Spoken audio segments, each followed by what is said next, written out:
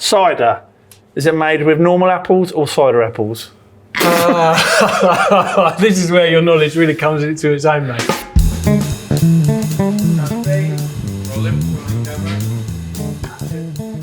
Right, so I think we're going to have some cider now in honour of the film Withnail and I. Yes, arguably the greatest drinking film of all time.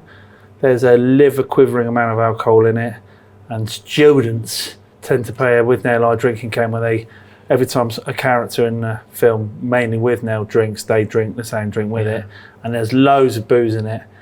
But what people don't realise is that in Withnail and I, that's the first reference to cider being drunk over ice. He goes into a boozer and as part of a massive round, orders cider over ice. Now, we're kind of a bit more familiar with that serve, aren't we? Thanks to Magners, who went big on it, a big marketing drive. And I remember when we worked on a pub newspaper, you wrote about this whole strategy, and you did argue that it was a waste of time. You didn't think it would ever catch on.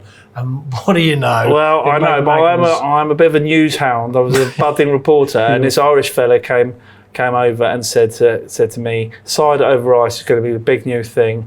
And I wrote this piece going, no way, no one drinks cider.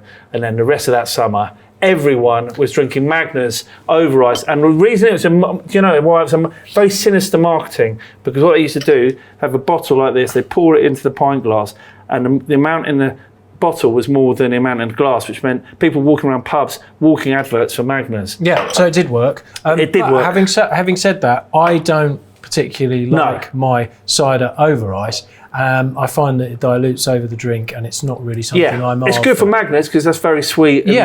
And it's interesting that you should mention how sweet it is, because Aspall, as you notice on the bottle, they spell their cider with a Y. With a Y, Ben, yes.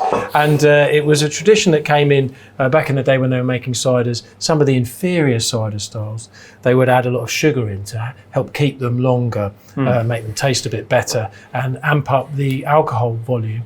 And these were inferior styles. At Aspall, they only make cider with a Y, because this tends to tell you that the cider is a great quality. And Aspall have got 300 years of making cider, so they really know their apples. They do. They know their apples.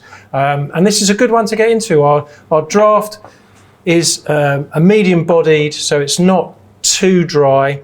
It's not in any way overly sweet. You don't need to drink it over ice. It's lovely. You don't need to drink it over ice. Now, the other thing you might not know about Withnail and I is that there's always loads of Uncle Monty has the finest wines known to humanity.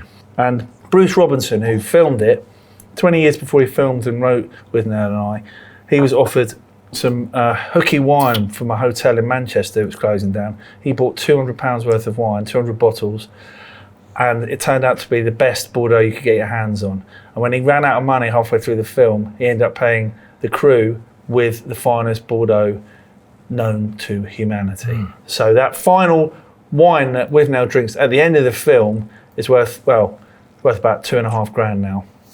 So well, this won't cost you $2.5 grand. No, and it's pretty good. Tasty. Yeah.